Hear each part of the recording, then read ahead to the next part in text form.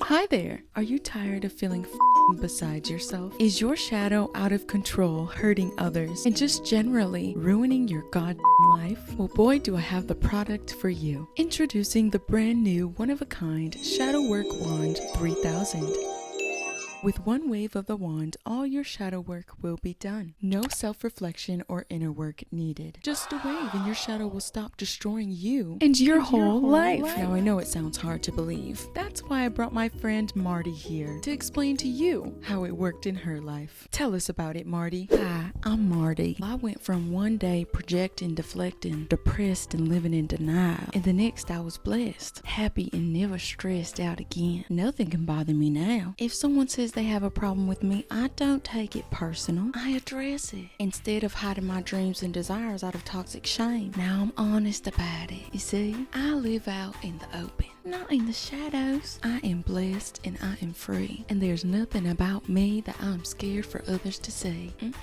So don't you see, instead of hiding your shadow self and running, sprinting, I mean really some of y'all just racing away from the ability to grow by denying unavoidable parts of yourself, just call 1-800-233 that shadow and get yourself a new Shadow Work Wand 3000 for only $4 trillion and 99 cents, and a second one completely free. Give it to your friend who is still hiding from her childhood trauma and letting her worst fears and parts of her shadow control her and ruin her life, so she can experience enlightenment and childlike joy once again, almost as if for the first time, just like my friend Marty. Because there's no need for living in shame when shadow work is a part of the game. Get your wand today. Shadow Work Wand may come with backlash and hit you like a truck years later when you realize you did not actually do the work. You just covered it up. Shadow Work 3000 LLC is not responsible for any harm done before or after using the product. I don't get paid enough for this. If your shadow becomes 10 times harder to integrate, please contact your local authorities or perhaps a therapist. The Shadow Work Wand 3000 may cause instant gratification, extreme highs, and extreme lows. I need to get right. I need to get right. Please use the product wisely, or probably not at all, and just do your shadow work. Always looking for a mother cheat code. That's a part of life, you know. Learning, integrating, it's the journey. It's the journey. Anywho, just give us a call to get your Shadow Work Wand 3000 for only $9 trillion and 99 cents. As you can see, there's no fast or easy way out of shadow work. At least that's what I believe. We can spend years denying the most vulnerable or what we perceive as dark parts of ourselves, or we can learn to see them clearly and hold them with both honesty and love. Now, I know that intro was pretty wild, but we're gonna get into the next part of the video where I'm gonna get a little bit more serious about breaking down some steps that have helped me on my journey of learning, accepting, and integrating my shadow. So let's get into it. Let's start with lesson number 10 that I've learned on this journey, which is the fact that avoiding and denying your shadow will not make it disappear into thin air. This might be one of the most important lessons. Being able to acknowledge and identify your shadow is a key part in being able to learn and integrate it. Our shadows become so accustomed to being embedded and covered with guilt for their existence, but the work still awaits us, quite literally, in the shadows, whether we are willing to acknowledge it or not. Lesson number 9. When you acknowledge your shadow, you are able to integrate it and heal parts of yourself that may have long been forgotten or that you didn't even realize existed within you. I list this as a lesson because on my journey, I feel like this is a great motivator for me to do shadow work and not be limited by what my ego or programming wants me to view within black or white thinking as all good and all bad about myself. Uncovering these limits for myself and working through deep shame is always going to benefit anyone in the end. To be better to others, of course, but really and truly to be better for yourself. And I mean better by way of being more accepting, kind, self-respecting, unconditionally loving, peaceful when you need to be, and not peaceful when you need to be. Finding that middle ground of when to speak up and when to work through your emotions within. Lesson number 8. Having the time and space to do shadow work as a human being is essential. Though it may seem that society today doesn't even really require this work of us, creating a space and environment for yourself that you feel safe, seen, heard, and even held accountable in is essential to do the work. Checking in with yourself by checking your holistic diet can be very helpful. This includes the things you eat, the places you go, the people you surround yourself with, how you use and engage with social media or media in general, how you take on and apply the opinions and perspectives of others. Your self-talk and overall how you treat yourself can either be very detrimental or very helpful in creating an environment where you feel safe enough and encouraged to do this type of work for yourself. This self-reflection can also help you see and highlight certain parts of your shadow as well, especially if you have adapted to patterns of self-sabotaging and self-loathing and haven't been able to really see that about yourself before. I've been there. Lesson number 7. There's no time limit or limit at all really for your healing. No matter how many times you may circle back to a lesson or part of your shadow that you need to face and acknowledge, try your very best not to shame yourself or feel embarrassed when parts of your shadow are revealed to you and may even be continued to be shown to you on a deeper level. The only way we can face even the most difficult parts of ourselves is of course discernment and radical honesty, but also equal amounts of self-respect and self-love, a real level of compassion for yourself, knowing that you deserve acceptance and peace, and not giving into berating yourself in toxic shame, especially if that's what you have been conditioned to receive. This step can be really hard if you've come from a toxic or abusive environment, but the next few lessons can be helpful for those of you that can relate to this. Lesson number 6.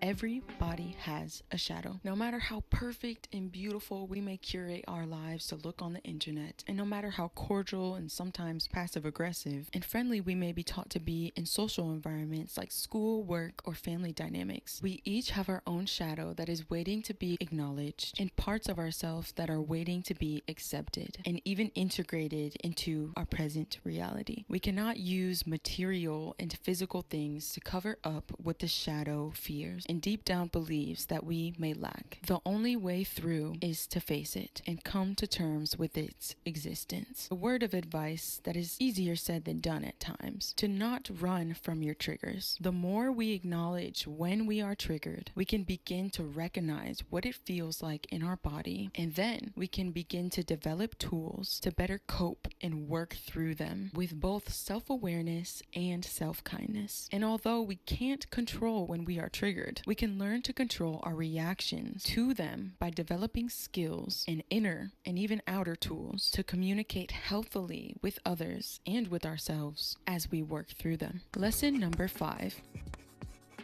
Oh, I got a kitty joining me. Have patience with yourself as you do shadow work, and be open to learning from others. It's so easy when we're called out for not being our best selves to quickly become defensive or upset, or feel like we're being judged or misunderstood. Having patience and open-mindedness within ourselves and towards others can be the key to us acknowledging parts of our shadow that may be hurting someone else or ourselves because of our refusal to see it and take accountability for it. Being an imperfect human being doesn't make you wrong. It simply makes you human, just like everyone else. And being able to acknowledge this and take accountability for the way that you treat and impact others, which reflects how you may be treating yourself as well, requires great honesty, integrity, maturity, strength, and wisdom. Lesson number 4. Try integrating more lighthearted aspects of your life into your shadow work. You could try naming your shadow. When I was younger, my mom would call me Miss Jones at times. She would say this because I was often a child who was in grown folks' business, or more aware and cognizant of mature things and topics that were happening around me. Little did I know this was a part of my shadow already at such a young age. And as an adult, I've had to set boundaries with myself and others on how to remain focused on myself unless something absolutely requires and asks begs for my attention. All this to say, I could be ashamed that this part of me developed in adolescence, when I was literally a child, just learning, observing, absorbing my environment, and doing what I felt that I needed to survive at the time. Or, big on the or, I can acknowledge that this is a part of me that I may simply need to be a little more conscious and aware of, so that I don't continue this pattern if it is not healthy for me and for those that I love. And this, of course, can be done not from a place of shaming, but from a place of love, awareness, and accountability. Lesson number 3. Just as you have an inner child, an inner teen, you also have inner parents. Even if you didn't have the best examples of being parented or how to parent, this is a muscle that can be developed within you, just as inner child healing can be done. I know that I can be honest with myself when I make a mistake through compassion, gentleness, and forgiveness of my inner mother. And I know I can be self-aware to know that it's within my power to act differently the next time I face a similar challenge or disrupt a toxic pattern with courage, self-honesty, and integrity with the help of my inner father. These are skills that can be developed over time, even if you feel like you are extremely hard on yourself or lack self-awareness. And all of the previous steps, of course, have helped me in learning this one. Lesson number 2. Be realistic with yourself. And I don't mean in the condescending way that society or family members will try to say this to you because you are doing something outside of their realm of life and understanding. I mean fully acknowledge what you're coming from while doing this work. The environment, the trauma, the generational patterns. Doing shadow work for yourself can be much easier when you look at the environment you were raised in, to look at some of your own patterns and how exactly they might have developed. We each learn which part of ourselves are quote-unquote unlovable, unacceptable, or unbearable to face from social norms and subconscious programs. So the moment we face our shadow, we take all of the power in this belief away. It is faceable. All parts of you are worthy of acceptance, and it is honorable to face all aspects of yourself. We have made it. Lesson number 1. Use the lessons that you learn from your shadow to create something meaningful in and with your life. Being able to creatively express yourself through poetry, music, singing, or art in general can be such an effective way to integrate a part of your shadow while also connecting to others in a real and deep way. And it doesn't always have to be creative. You can do this through your own life's passion and purpose, no matter what that may look like. When I'm making music, videos, or art of any kind, I am called to do the shadow work that comes with it. I may have to face thoughts or fears that I am not good enough, or that what I'm doing doesn't matter, or that I don't have anything of value to say. Each time I create, I see these thoughts for what they are, and I work through them, calling them into love as they deserve by seeing my vision through with clarity, self-belief, and self-kindness. So do not feel ashamed when you feel your shadow is triggered. Remind yourself that we all have this work to do, and it's up to you how or whether you choose to do it. Let this video simply be a reminder that you are deserving of love and kindness even when you are working through difficult things. Thank you guys for watching this video. I hope that it is helpful to you on your journey of learning to do shadow work in your own life. If you liked this topic specifically and you feel like you're deep within your shadow work journey, be sure to check out our podcast episode 2, where we talk a lot about our journeys with shadow work. Thank you again for watching. Be well, and of course, stay true. Batteries and shipping for the Shadow Work Wand 3000 sold separately. Bye guys. Peace.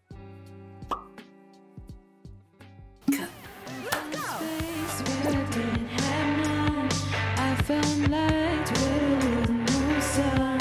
I found rage when I thought I was numb. Never mind it. They say you gotta feel it to heal it. Before that you must have really died.